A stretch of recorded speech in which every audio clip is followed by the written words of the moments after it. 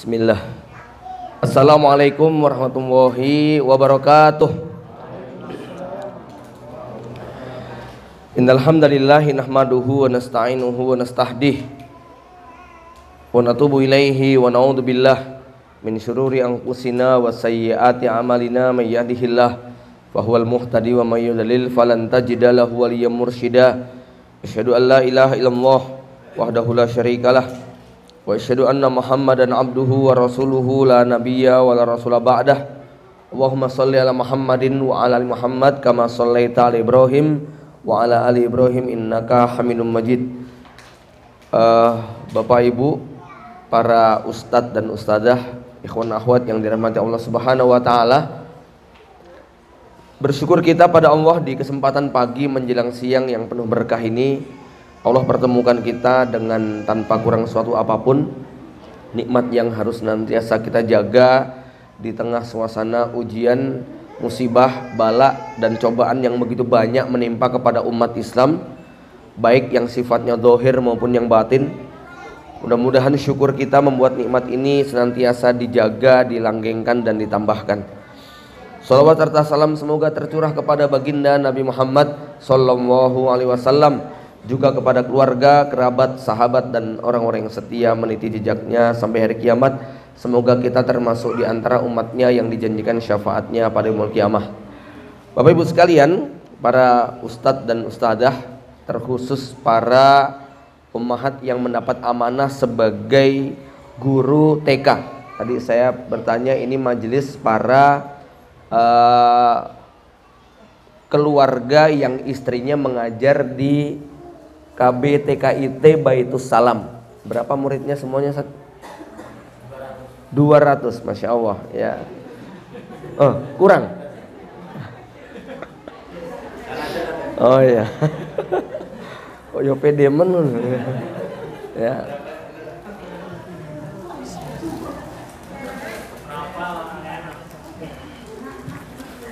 Baik Bapak Ibu sekalian, saya kemarin membuat reng-rengan untuk materi dengan tema peran aktif suami istri dalam dinamika dakwah di lingkungan keluarga dan masyarakat. Ini jadi abot ya.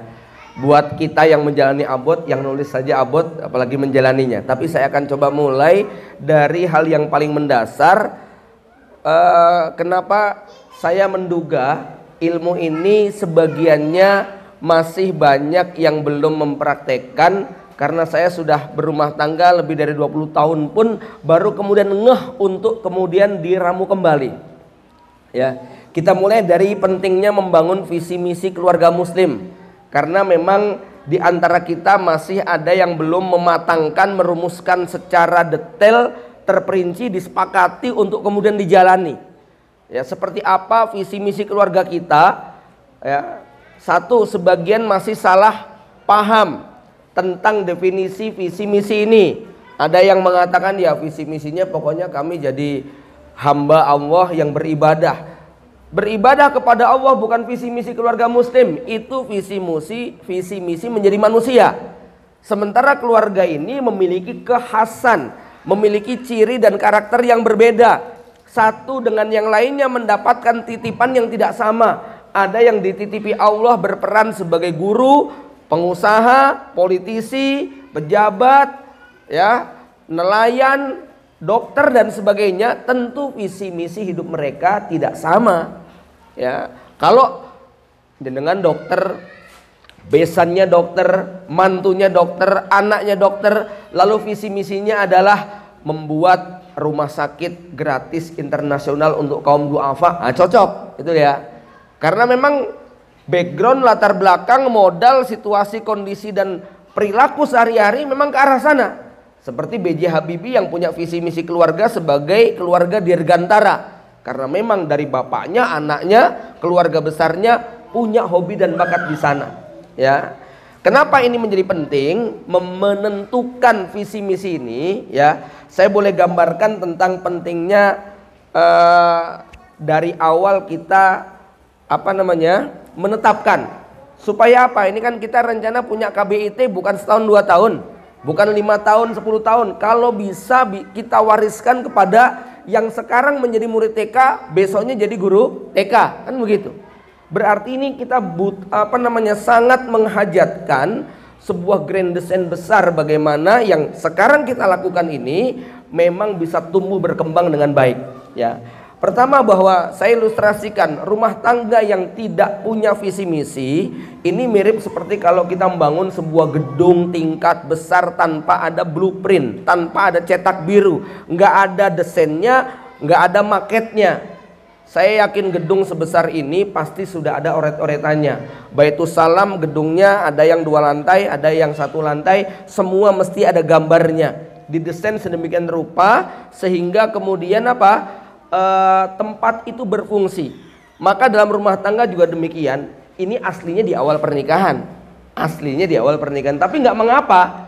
Toh kita waktu bangun rumah itu juga awalnya mungkin cuma tipe 21, seiring dengan nambah anak akhirnya kita perluas lagi, kita pindah lagi cari yang lebih besar lagi. Seiring waktu kita demikian. Visi misi juga demikian. Sangat mungkin berubah seiring dengan pertumbuhan. Nah, apa yang sekarang kita jalani ini yang kemudian penting untuk kita tetapkan dan kita tegaskan, ya. Pertama, dalam membuat visi misi seperti kita membuat gedung, ya. Kalau Anda ingin membuat gedung tentu dilihat tujuannya apa. Kalau niatnya cuma duduk nongkrong seperti gazebo, nggak perlu serumit seperti bangunan megah. Tapi kalau kemudian kita niatkan di dalamnya ada berbagai macam aktivitas kegiatan, tentu gambarnya berbeda. Contoh, kalau ruang kotak seperti ini, niatnya kita pengen bikin rumah dengan anak 5. Kira-kira mengcover nggak ruang ini? Nggak mengcover. Kenapa? Nggak ada sketnya, nggak ada kamar mandinya, nggak ada apa-apanya. Ya toh, ini didesain memang untuk pertemuan, yang bukan untuk keluarga. Artinya bukan untuk rumah tangga. Maka desainnya semacam ini. Kalau Anda bikin rumah yang di dalamnya ada kamar mandi, dapur dan lain sebagainya, kok bentuknya kotak seperti ini, maka nggak benar. Walaupun ini bangunan yang bagus, artinya antara rumah tangga kita dengan orang lain itu beda. Ya, ini nanti yang akan membuat kita tidak mubazir menghabiskan waktu, energi, tenaga kita membangun sesuatu yang ternyata tidak sesuai dengan fungsi kita. Ya, makanya kembali bahwa membangun sebuah rumah tangga ini tidak bisa dipisahkan daripada visi misi. Membangun visi misi tidak bisa dipisahkan dari apa tujuan dibangunnya rumah tangga ini. Saya yakin rumah tangganya ustadz itu beda dengan rumah tangganya dokter. Rumah tangganya dokter beda dengan rumah tangganya seorang politisi, seorang nelayan, itu pasti beda semuanya. Dan kita tidak bisa mengatakan ini lebih baik daripada itu lebih baik daripada ini. Kenapa? Masing-masing memiliki tujuan yang berbeda-beda. Ini nanti yang membuat kita tidak iri pada saat masuk ke rumah orang lain. Bi, enak loh Bi, sana begini-begini sebagainya. Sebentar, ya, itu rumah makan, bukan rumah tangga, gitu kan? Ya, jangan kemudian gara-gara menunya enak kemudian yang dipikirkan bangun rumah kok kayak bangun rumah makan. Ini keliru nantinya, ya. Karena apa? Isinya rumah bukan hanya untuk makan. Ini penting, ya. Kemudian orang yang membangun rumah tangga tanpa visi misi itu seperti orang main bola nggak ada gawang. Berapa lama kita bisa bertahan main bola tanpa gawang? Walaupun bolanya baru, lapangannya keren, nggak menarik, nggak ada target, ya. Rumah tangga tanpa visi misi itu seperti dengan naik kendaraan Alphard baru 2020 tetapi nggak jelas tujuannya. Saya yakin jalan-jalan 1 jam 2 jam itu sudah capek dan bosan walaupun berada di tempat yang nyaman. Tapi walaupun naiknya carry butut tahun 94, tujuannya jelas, targetnya Jakarta, ngelamar anaknya Ustadz yang hafidhoh dan jamilah. Saya yakin jenengan akan tahan itu perjalanan yang panas dingin kayak begitu. Kenapa? Targetnya jelas, pengen jadi pengantin, kan begitu. Walaupun di atas kendaraan yang kurang layak, tapi targetnya jelas. Itu yang membuat kita punya daya tahan dalam perjalanan panjang. Ini barangkali yang menjelaskan kenapa banyak rumah tangga bubar, banyak rumah tangga nggak bisa dipertahankan. Bukan karena yang laki kurang tampan, kurang pinter, kurang uang, tetapi karena memang tidak jelas visi misi mereka itu mau dikemanakan, ya. Rumah tangga tanpa visi misi itu seperti kita naik pesawat tanpa destinasi. Bapak Ibu sekalian, ya, terbayang kalau kita ini mau naik pesawat, maka dari sejak awal boarding pass ataupun kode booking tiket yang kita miliki nanti ditukar, itu kita sudah jelas turun dari mobil itu mendaratnya di terminal berapa, 1, 2, apa 3. Nanti di terminal masing-masing juga ada terminal 1B, 1A atau berapa. Nanti B-nya itu juga masih ada lagi berapa lokal lagi. Sampai nanti di boarding pass kita itu tercatat lengkap.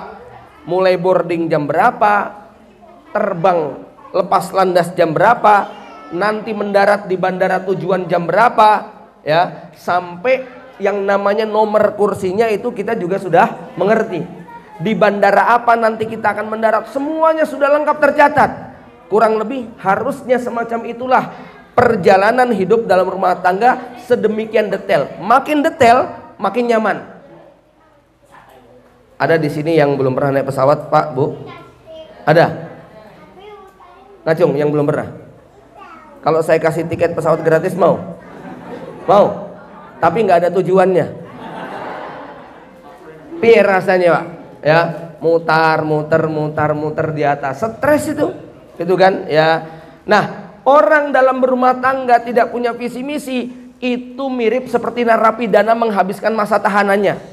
Nunggu kapan ya bebasnya, kapan ya bebasnya. Tersiksa dengan pasangannya, nggak bisa menikmati hidupnya, ya, rasanya pengen nanti kalau pasangannya meninggal dunia, dia bukan mengucapkan innalillahi tapi lebih banyak alhamdulillahnya. Ini waktu yang telah aku tunggu-tunggu, ya. Bapak Ibu yang dirahmati Allah Subhanahu wa taala, karenanya menjadi sangat penting nanti barangkali sepulang dari sini, karena di sini saya lihat dengan homogennya pilihan hidup Anda.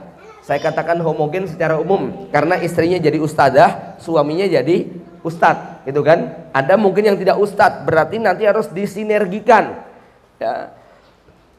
Dengan lebih homogen ini, maka menjadi mudah bagi kita untuk kemudian merumuskan gimana suami bisa ridho dengan pilihan istri mengajar, gimana istri bisa tabah dan ikhlas dengan tugas suami yang lain yang bukan hanya memberi perhatian kepada istrinya dan anaknya, ya.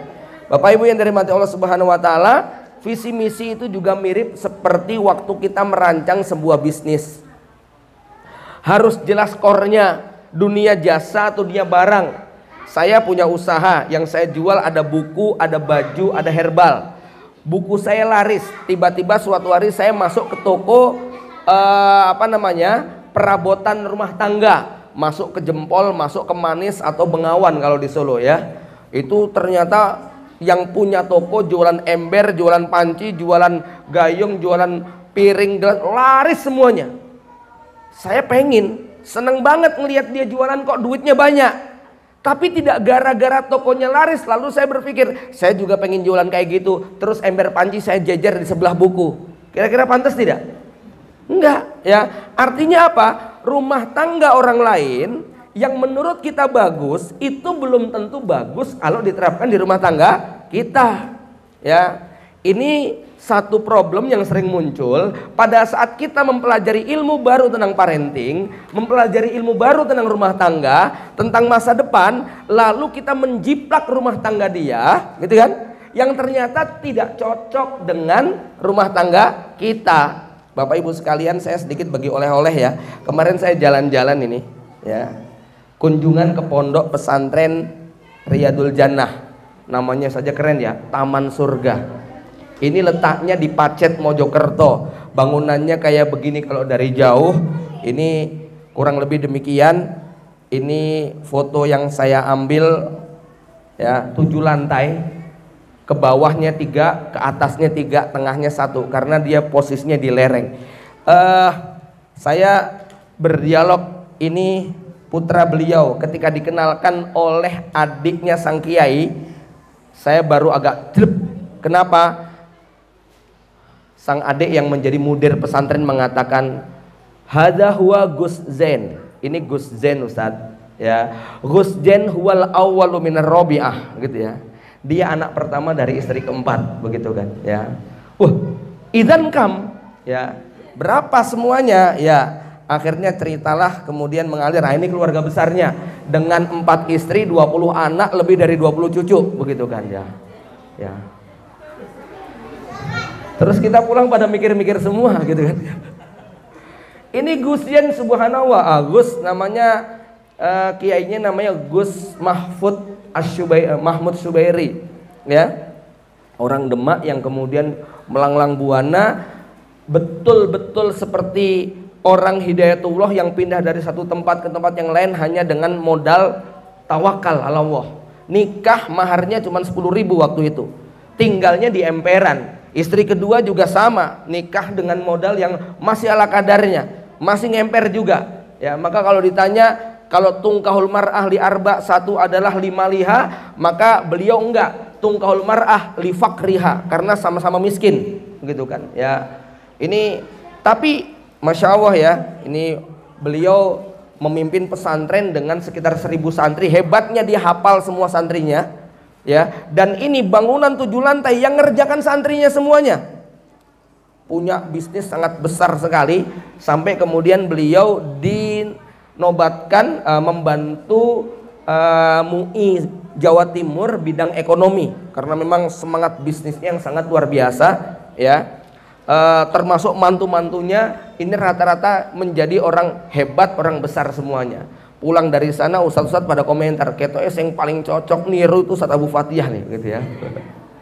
Nantinya ya, tapi perlu dianalisa dulu kan, karena tidak yang bagus di sana kemudian kita praktekkan jadi bagus, gitu loh. Artinya tidak gara-gara ngelihat kayak begitu kemudian langsung kita praktekkan. Ini kolam, Bapak Ibu sekalian, ya. Saya berdiri di kolam ikan yang Masya Allah jumlahnya bertonton, kolamnya besar sekali. Dan Gus Rafiq cerita, adik beliau, ponakan beliau, Ustadz, ini kolam isinya campur baur, ada bawal, ada lele, ada tombro, segala macam ikan, itu nggak ada yang tengkar semuanya, ya. Aneh kan, padahal kanibal. Loh kok bisa, Ustadz? Iya, malu sama yang punya, sama Pak Kiainya, hidupnya rukun dan akur, masa mereka berantem, begitu ya. Itu 4 istri, 20 anak, sekian puluh cucu, tinggal satu atap, satu lantai, begitu kan ya. 4-4-nya jadi budapur semua, bunyainya jadi budapur semuanya, ya. Kira-kira beginilah ya. Bapak Ibu yang dirahmati Allah Subhanahu wa taala, ini ibu-ibu kalau saya tunjukin gini sensitif biasanya, ya. Tapi saya tetap meyakinkan kepada bapak-bapak, tidak yang gara-gara itu baik kemudian dicontoh. Kenapa? Ya, Mbok, kan ini ya, kalau menginginkan sesuatu ada 3 hal yang harus dilakukan. Satu, saat berdoa, yang kedua berusaha, yang ketiga kalau masih gagal juga bercermin katanya, ya. Mbok yo tahu diri gitu ya.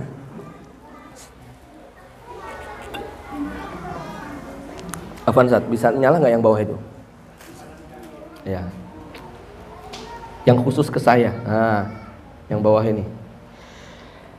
Jamaah yang dirahmati Allah Subhanahu wa taala, kita lanjutkan. Jadi ini dari awal coba kita punya waktu dulu untuk diskusi pasangan suami istri. Kalau sudah punya anak, barangkali juga bisa diajak untuk bicara, bercerita tentang apa visi misi kita. Nggak masalah Anda sudah berumah tangga 10 tahun, 15 tahun, bahkan 20 tahun baru mau mendefinisikan ulang tentang visi misi rumah tangga, nggak ada masalah. Saya pun setelah 24 tahun baru mendefinisikan ulang, sampai kami punya kesimpulan, ya, berdasarkan poin-poin ini, ya, berdasarkan poin-poin tentang visi misi. Kan cara membuatnya ini ada 4 pola. 1, analisis historis. Ya, dulu latar belakang kita apa sih? Oh, ternyata saya analisa, saya pondok, istri saya juga pondok, anak saya semuanya pondok, adik saya pondok, paman saya pondok, bapak saya guru ngaji, kakek saya guru ngaji. Berarti secara sejarah saya ini keturunan dunia pesantren, dunia ngaji.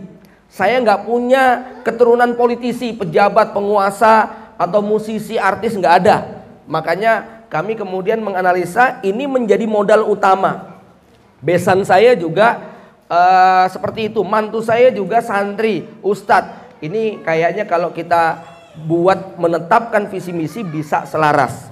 Yang kedua, given faktor yang Allah berikan kepada kami ya terkait dengan suku. Alhamdulillah kami nggak ada secara suku lebih mudah selaras. Dan akan jadi masalah kalau misalnya ikhwannya itu Batak, istrinya Solo gitu kan. Ini butuh penyesuaian panjang ya. Ikhwannya Papua, istrinya Jakarta misalnya, ini butuh penyesuaian. Tapi kalau cuma sama-sama Jawa, secara tradisi, kultur, budaya tidak butuh penyesuaian panjang. Saya pikir untuk bab yang ini juga jenengan mungkin secara umum hampir sama ya. Yang ketiga, realitas kondisi saat ini, kondisi ekonomi, kondisi sosial. Kami melihat tidak semua lulusan pesantren kan ngajar di pesantren, tidak semua alumni pesantren itu jadi ustadz. Realitanya bahwa hari ini kami tinggalnya di pesantren, aktivitasnya ngajar, istri ngajar, anak ngajar, yang belum ngajar belajar. Berarti apa? Secara realita masih searah dengan masa lalu. Kemudian yang keempat, impian. Nah, disinilah kemudian kami membangun impian. Akhirnya ini kami tiap hari Jumat rapat dengan semua anak, istri, mertua, mantu yang bisa diajak, yang bisa ikut, terutama yang sudah akil balik ya. Untuk melakukan internalisasi supaya apa? Yang kita pikul hari ini didukung bersama. Ya, mohon maaf, tidak sedikit tokoh besar yang meninggal dunia, anaknya hanya bisa mewarisi hartanya, tidak bisa mewarisi ilmu dan perjuangannya. Ini harus kita doktrinkan kepada anak-anak kita, Bapak Ibu sekalian, ya. Jadi akhirnya kita tetapkan visi misi keluarga Abu Fatihah adalah berkhidmat kepada umat melalui dua pintu, satu pintu pendidikan, dua pintu ekonomi. Kenapa? Ini paling cocok. Jadi di keluarga kami tidak ada yang berniat menjadi politisi, menjadi artis atau musisi, gitu ya. Menjadi apalagi yang keluar dari jalur ini. Kenapa? Ini akan memudahkan. Ketika kita memiliki mimpi, cita-cita, harapan, nanti akan didukung semuanya.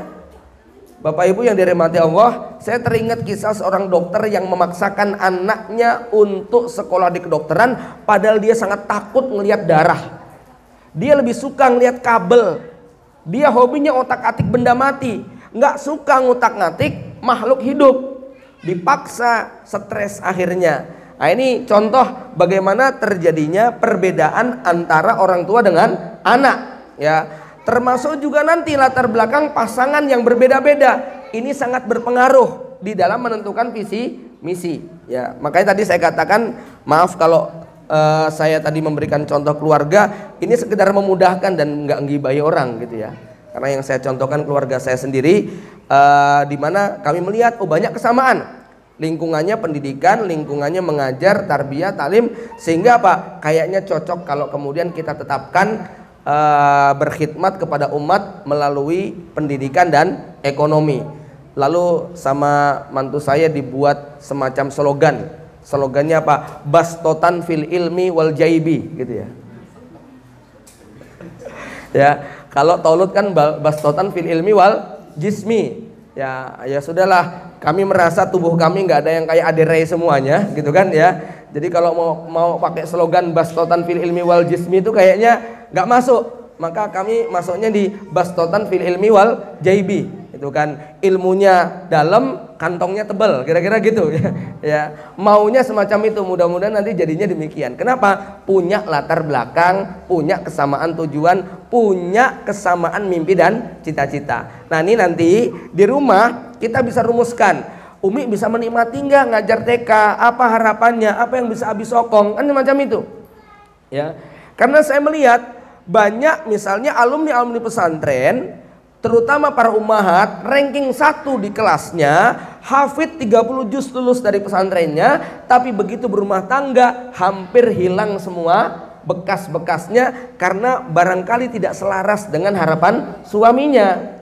Ya benar, dia dapat pahala taat, tetapi barangkali ini satu kebutuhan manusia yang namanya aktualisasi diri kurang terakomodir. Ini ya. Atau sebaliknya, suaminya karena memang dia mungkin menikahi akhwat tersebut dengan dulu statusnya kayak ditolong lah, Jadi nggak enak mengikuti kemauan istri dan keluarga istri yang sebenarnya sangat tidak dia nikmati. Dia punya dunia yang berbeda sebenarnya, cuman melakukannya dengan terpaksa. Ini juga nanti tidak bisa selaras. Makanya dari awal bicarakan baik-baik. Saya merekomendasikan Bapak Ibu kalau kepengin, ini ada satu blog miliknya Marita Ningtyas.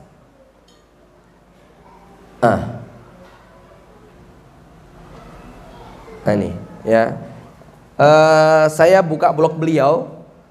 Beliau mengikuti seorang ustadz namanya Ustadz Hari Santosa yang banyak membuat tulisan tentang mendefinisikan ulang visi misi kehidupan rumah tangga kita. Silakan jenengan buka. Ini nanti situsnya sudah saya copy di dalam sebuah PowerPoint ya.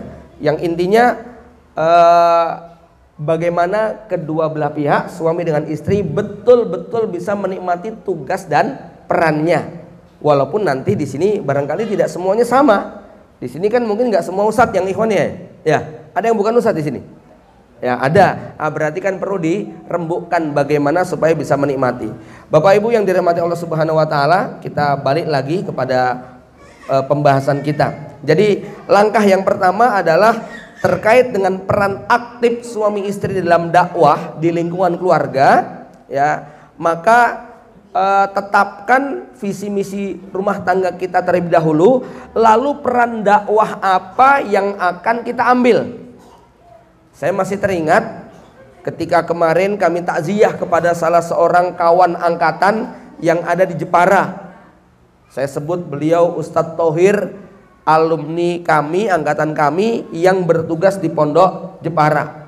Kemudian beliau melanglang buana berpindah dari satu tempat, membuka lahan dakwah di Papua, di Poso, di Tulung Agung, sampai kemudian akhirnya di Medan.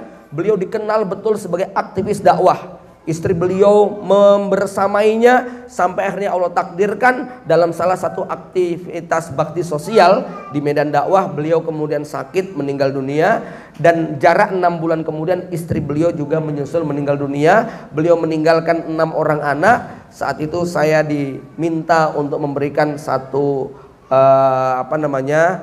nasihat pesan kepada anak-anak, maka kami sampaikan, lanjutkan visi misi keluarga Anda sebagai pejuang dakwah. Ya, kenapa? Karena memang kalian memiliki darah sebagai para pejuang dakwah ini. Harus bisa melanjutkan cita-cita mulianya orang tua. Kami melihat bahwa kedua orang tua mereka memang sangat luar biasa dalam urusan membuka lahan dakwah. Artinya begini, ada orang yang dakwahnya memang di dunia pendidikan. Ada yang orang ini sukanya dakwah memang di wilayah pedalaman. Dia nggak cocok mengajar kelas-kelas semacam ini. Nah, ini contoh satu hal bagaimana supaya bisa kuat macam itu ya. Bapak Ibu yang dirahmati Allah Subhanahu Wa Taala.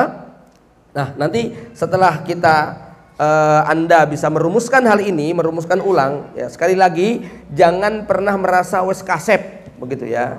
Jangan merasa enggak ya.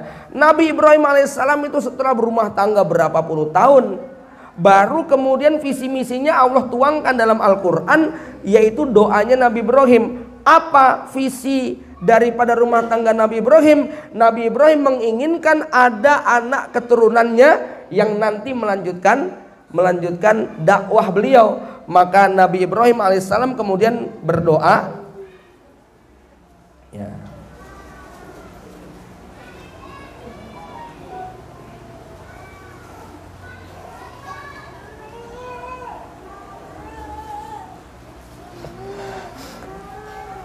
Kita bisa lihat bagaimana Nabi Ibrahim alaihissalam di dalam visinya.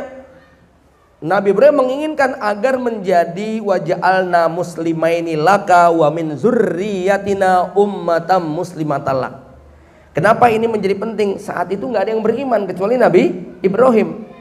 Maka Nabi Ibrahim menginginkan dia dan anaknya dan keluarganya menjadi hamba Allah yang tunduk dan pasrah. Ya. Kemudian apa? Nabi Ibrahim melaksanakan misinya dengan meletakkan sebagian anggota keluarganya, yang satu di Palestina, yang satu di Mekah. Kemudian Nabi Ibrahim pada saat meletakkan sebagian anak keturunannya di Mekah, Nabi Ibrahim menetapkan visinya. Apa visinya? Rabbana inni askantu min dzurriyyati biwadin ghairi dzar'in inda baitikal muharram Rabbana liyuqimus shalah. Ya Allah, aku pengen semua anak-anakku itu adalah yuqimus shalah. Waj'al af'idatan minan nasi tahwi ilaihim. Nabi Ibrahim minta kepada Allah supaya seluruh manusia di dunia hatinya cinta sayang cenderung kepada anak-anaknya, ya. Nabi Ibrahim meminta kepada Allah supaya Allah memberikan rezeki, karunia, buah-buahan dan aneka macam rezeki yang lain supaya mereka menjadi hamba yang bersyukur. Kemudian Nabi Ibrahim menetapkan misi langkahnya apa? Ya Allah, utuslah dari tengah keluargaku rasulam minhum yatslu alaihim ayatihi wa yu'allimuhumul kitaba wa yuzakkihim. Jadi permintaannya apa?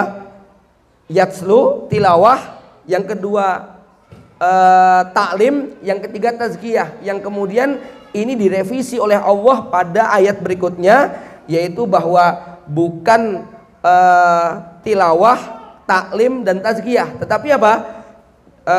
Yang benar adalah yatslu alaihim ayati wa yuzakkihim wa yuallimuhumul kitaba wal hikmah. Jadi tilawah, tazkiyah, baru kemudian apa? Taklim. Bapak Ibu yang dirahmati Allah Subhanahu wa taala, ini satu contoh saja tentang bagaimana sebuah rumah tangga akhirnya bisa kokoh dan kuat. Karena memang Nabi Ibrahim alaihissalam sudah berjanji dengan visinya akan meletakkan anak cucunya di sebuah lembah Bakkah yang tujuannya nanti lahir anak keturunannya sebagai nabi akhir zaman. Maka sang istri Ibunda Hajar begitu tabah dan sabar, walaupun secara logika itu tidak masuk akal. Ibu-ibu bisa bayangkan kalau ini tidak terkomunikasikan dengan baik, dipisahkannya Ibunda Sarah dengan Ibunda Hajar. Ibunda Hajar diletakkan di sebuah tempat yang untuk ukuran saat itu sangat menyakitkan. Bagaimana tidak menyakitkan? Lembah Bakkah, kering kerontang, nggak ada kehidupan, nggak ada air dan tanaman, nggak ada hewan. Dan kemudian Nabi Ibrahim ditanya nggak jawab, kenapa kau tinggalkan kami di sini? Dan Nabi Ibrahim pulang kemana? Pulang ke istri pertamanya. Ini buat istri kedua menyakitkan tidak, Pak? Ya, nyakitin banget itu. Cuma